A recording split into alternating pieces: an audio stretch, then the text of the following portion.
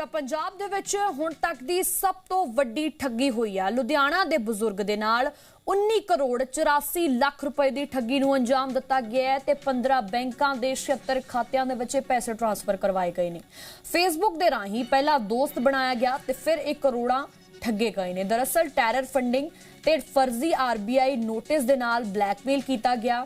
पीड़ित जगदीप सिंगल दे वल्लों हुण शिकायत जिहड़ी है वो दर्ज करवाई गई है। तो मोहाली साइबर थाने दे विच हुण मामला दर्ज कर लिया गया है। जांच इस पूरे मामले दी कीती जा रही है। तो सब तो वड्डी ठगी लुधियाना दे विच सामने आई है, जिथे कि एक बुजुर्ग नाल 19 करोड़ 84 लाख रुपए की ठगी हुई है। 19 करोड़ 84 लाख रुपए की ठगी नूं अंजाम दिता गया है ते ये पूरा पैसा 19 करोड़ 84 लाख रुपए जिहड़े ने वो 15 बैंकां दे 76 खातियां दे विच ट्रांसफर करवाए गए ने। फेसबुक दे राही पहला दोस्त बनिया ते फिर 1 करोड़ रुपए जिहड़े ने वो ठगे गए ने। दरअसल टैरर फंडिंग ते फर्जी आरबीआई दे नोटिस दे नाल बजुर्ग नूं ब्लैकमेल किया गया। ये पूरे रुपए जिहड़े ने वो इन्हां 15 बैंकां दे 76 खातियां च ट्रांसफर करवाए गए। ਤਾਂ ਹੁਣ ਪੀੜਤ ਜਗਦੀਪ ਸਿੰਗਲ ਦੇ ਵੱਲੋਂ ਜੋ ਹੈ ਉਹ ਸ਼ਿਕਾਇਤ ਦਰਜ ਕਰਵਾ ਦਿੱਤੀ ਗਈ ਹੈ। ਮੋਹਾਲੀ ਸਾਈਬਰ ਥਾਣੇ ਦੇ ਵਿੱਚ ਇਹ ਮਾਮਲਾ ਦਰਜ ਕਰ ਲਿਆ ਗਿਆ ਹੈ। ਜਾਂਚ ਇਸ ਦੀ ਕੀਤੀ ਜਾ ਰਹੀ ਹੈ।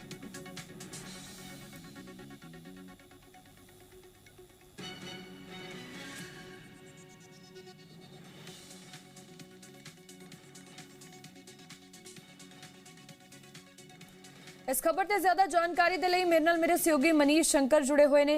मनीष, एडी वड्डी ठगी हुई है 19 करोड़ 84 लाख रुपए, किस तरीके नाल ये पूरी ठगी नूं अंजाम दिता गया? जी बिल्कुल, जिहड़ा कि मामला है लगातार देखण जा रहा सी कि पहला डिजिटल अरेस्ट के नाम के उपर जिहड़ी ठगियां नूं अंजाम दिता जांदा सी, लेकिन हुण कह सकते जो तो इस क्राइम बारे लोगों को पता लगे तो हुण जिहड़े साइबर ठग ने उन्हां नूं नवां तरीका या हथकंडा कह सकते कि अपनाया गया। उन्होंने वालों पहला एक लड़की नूं जी फेसबुक आईडी बनाई जाती है, फेसबुक आईडी राही जिहड़ा कि लड़की नूं एक प्रेजेंट करके ते महिला मित्र के तौर पर दूसरे व्यक्ति नाल जिहड़ा कि फ्रेंडशिप करवाई जाती है। तो उसके उपर फ्रेंड रिक्वेस्ट भेजण तो बाद दोस्ती करवाई जाती है। दोस्ती करवाने तो बाद पहला उहदे नाल गल्लां बातां कीतीआं जांदियां, उहदे ते पूरा कॉन्फिडेंस बिल्ड करन तो बाद जिहड़ा कि पूरी घटना नूं अंजाम दिता गया। तकरीबन पिछले साल एक मई महीने दे विच जिहड़ा कि जगदीप सिंगल जिहड़े कि लुधियाणे दे व्यापारी ने, उन्होंने एक अनामिका रॉय नाम की लड़की वालों रिक्वेस्ट आती है तो उसके बाद उन्होंने आपसी गलबात जी की शुरू होती है। कॉन्फिडेंस बिल्डअप करने तो बाद लड़की वालों कहा जाता है कि जो कि ट्रेडिंग के भी बिजनेस जो प्रॉफिट जो डबल हो जाएगा। तो उसका लालच दे के जो जगदीप सिंगल वालों जो अपना छोटा निवेश जो कि कहने के उपर कर दिता जाए। क्रिप्टो करंसी का जो विशेषज्ञ जो कि एक तौर पर मिलाया गया व्यक्ति, उसने मिलाने तो बाद वो क्रिप्टो करंसी के अपने निवेश जो कि कर दिता गया। तो प्रॉफिट जो कि उसको दिता उस 2 ਤੋਂ 3 बार जो कि जगदीप सिंगल जो कि प्रॉफिट भी दिखाया गया कि तुहाडा प्रॉफिट हो रहा है। तो उस तो बाद छोटे छोटे अमाउंट तो बाद उन्होंने कहा गया कि तुहाडा ना एक जी ग्रीन टैक्स के नाम के उपर जो टैक्स भरवाया गया। तो दूसरे पासे एक होर टैक्स जो अदा करवाया गया, वो भारी भरकम रकम जी ऑनलाइन अदा करवाई गई। तो उस तो बाद काम जो कि इसका गोरख धंधा शुरू होता तो उस कहा जाता कि तुहाडे वालों जो अकाउंट फ्रीज कर दिता गया। तो उस टैरर फंडिंग को लैके जो अकाउंट फ्रीज किया गया। तो आरबीआई वालों एक नोटिस जो फर्जी नोटिस जो कि जारी करवाया जाता है। तो उसको लैके जो जगदीप सिंगल जो है वो डर जाते हैं। तो उस बाद पुलिस वाल जाते हैं। तो पुलिस में जाके जो इस संबंधी शिकायत देते हैं तो पुलिस वालों तुरंत इस पर कार्रवाई करते हुए। ठीक है मनीष, जानकारी के लिए बहुत बहुत शुक्रिया। साडे नाल साइबर एक्सपर्ट राजेश राणा जी जुड़े हुए ने। राजेश जी, जी मीडिया ते बहुत बहुत स्वागत है थोड़ा। राजेश जी, कैसे आपको ये खबर मिली होगी, कैसे ये 19 करोड़ 84 लाख की जो ये पूरी ठगी हुई है, मैं जानना चाहूंगी कि आखिर कैसे ये प्रॉपर तरीके से प्रॉपर ये ठगी को जो है अंजाम दिया जाता है? देखिए, यूजुअली क्या होता है कि इस तरह के केसेस में ये लोग बड़ा पेशेंस के साथ और एक साइकोलॉजिकल प्लान के साथ काम करते हैं अपने टारगेट के ऊपर। तो उनको उस तरीके से वो मोल्ड करते हैं धीरे धीरे, चाहे वो फेसबुक के थ्रू, व्हाट्सएप के थ्रू, टेलीग्राम के थ्रू या किसी भी तरीके से, और उनको कॉन्फिडेंस में लेते हैं। तो ये जो ठगी होती है ये बेसिकली साइकोलॉजिकल मैनिपुलेशन होती है। मानसिक तौर से उनको इस तरीके से वो अपने साथ ले लेते हैं कि लोगों को समझ ही नहीं आता कि उनके साथ क्या हो रहा है। तो उस तरीके से ये लोग उसको अंजाम देते हैं। सर लेकिन हम अगर बच कैसे सकते हैं, क्योंकि नॉर्मली आजकल लोग सोशल मीडिया का बहुत ज़्यादा यूज़ करते हैं, बहुत ज़्यादा आजकल सोशल मीडिया पे लोग एक्टिव रहते हैं, तो हम इन चीज़ों से अपने आप का बचाव कैसे कर सकते हैं? क्या कुछ गाइडलाइंस हम फॉलो कर सकते हैं? कैसे हम अपने आप को इस ठगी से बचा सकते हैं? देखिए, सोशल मीडिया पे आप कभी भी किसी भी अननोन पर्सन पे ट्रस्ट मत कीजिए, ये बहुत डेंजरस होता है। अननोन पर्सन आपको कभी भी जब तक आप किसी से फिजिकली ना मिले हों, सोशल मीडिया बनाया गया था इसलिए कि हम अपने पुराने जो दोस्त होते हैं, पुराने जो या दूर रहने वाले फैमिली फ्रेंड्स जो भी हैं, उनके साथ हम कनेक्ट हो सकें। लेकिन इसका जो आज की डेट में उपयोग है, इसका जो यूटिलाइजेशन है, वो क्रिमिनल्स करते हैं इस तरह के वल्नरेबल, मैं उनको वल्नरेबल बोलता हूँ, लोगों को जो इमोशनली वल्नरेबल होते हैं किसी ना किसी तरीके से टूटे हुए, तो उनको वो बेसिकली अपनी ट्रैप में फंसाते हैं। कभी भी सोशल मीडिया पे किसी के ऊपर ट्रस्ट मत कीजिए। मैं सिंपली ये कहना चाहता हूँ, पहला रेड फ्लैग होता है जहां आपसे कोई पैसा मांगता है, आपको पैसे देने की ऑफर करता है, क्योंकि आज की डेट में वो लोग पैसा देने की ऑफर कर चुके हैं। ठीक है, वो क्या करते हैं कि पहले आपको पैसा देने का ऑफर करेंगे, फिर आपसे लेना शुरू करेंगे, तो इस तरीके से वो आपके साथ एक ट्रस्ट क्रिएट करते हैं। तो सोशल मीडिया पे आपको किसी के ऊपर भी ट्रस्ट नहीं करना चाहिए। बेसिकली रेड फ्लैग है जब आपसे कोई पैसा मांगता है, जब आपको पुलिस के नाम की धमकी देता है, या आरबीआई के नाम की धमकी देता है, या सीबीआई के नाम की धमकी देता है, तो आपको इमीडिएटली अपने नियरेस्ट पुलिस स्टेशन में जाके इस वाकये को अच्छे तरीके से उनको बताना चाहिए ताकि वो आपकी हेल्प कर सकें। कभी भी डर में, लालच में, इमोशनल होके किसी को भी पैसा मत दे सोशल मीडिया के थ्रू एटलीस्ट।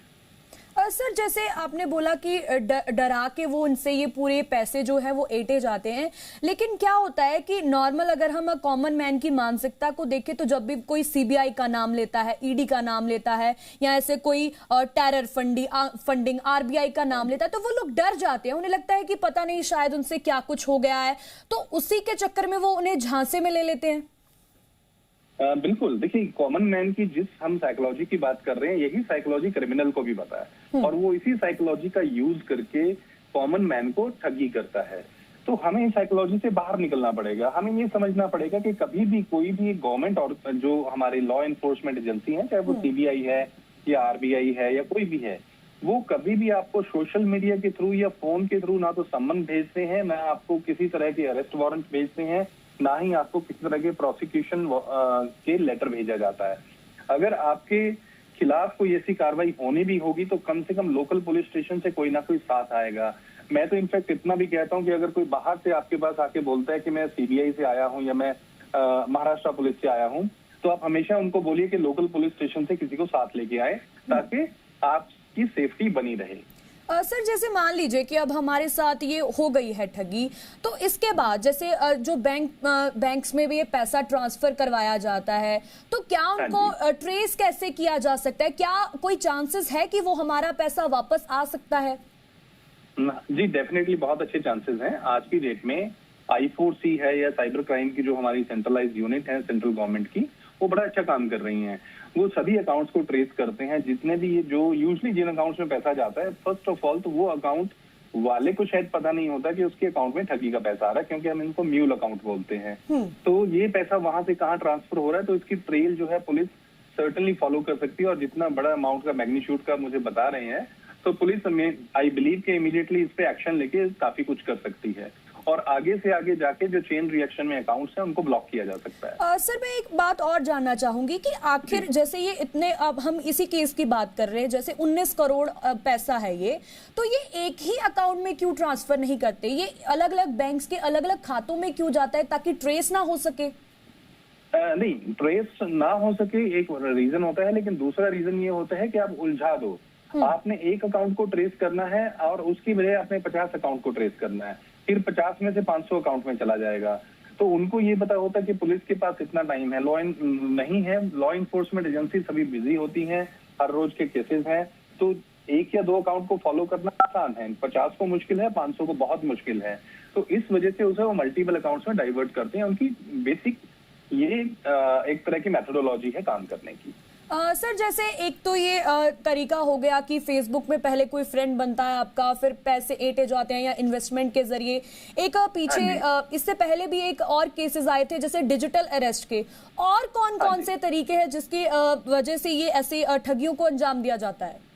देखिए, डिजिटल अरेस्ट के केसेस बहुत कम हो चुके हैं और वो इतना ज्यादा नहीं थे। अगर मैं अमाउंट के वॉल्यूम की बात करूं, सबसे ज्यादा अमाउंट का वॉल्यूम जाता है आपका इन्वेस्टमेंट फ्रॉड्स में। आज की डेट में जो इन्वेस्टमेंट के नाम पे फ्रॉड होते हैं, वो सबसे ज्यादा पैसा उसी में जा रहा है। और अभी क्या है कि गवर्नमेंट या पुलिस जो है उसको एक फ्रॉड भी नहीं मानती, क्योंकि वहां पर हम अपनी मर्जी से पैसा लगाते हैं। हम बिटकॉइन में पैसा लगाते हैं, हम शेयर ट्रेडिंग के नाम पे पैसा कहीं पे लगा देते हैं। तो पुलिस ये कहती है कि आपने सिंपली अपनी मर्जी से पैसा लगाया है और इसमें आपके साथ कोई ठगी नहीं हुई है यार, बेसिकली। तो इसमें पैसा बहुत ज्यादा जा रहा है। मैं तो हमेशा ये कहता हूँ कि आप प्लीज क्रिप्टो ट्रेडिंग से दूर रहिए। क्रिप्टो ट्रेडिंग में पैसा नहीं मिलता, अगर मिलता भी है तो वो MLM के नाम पे आज की डेट में क्रिप्टो ट्रेडिंग चल रही है। तो MLM में जो नेटवर्कर्स होते हैं वो पैसा निकाल लेते हैं, बाकी लोग फंसे रह जाते हैं। ठीक है, शुक्रिया राजेश जी हमारे साथ जुड़ने के लिए और ये पूरी जानकारी देने के लिए।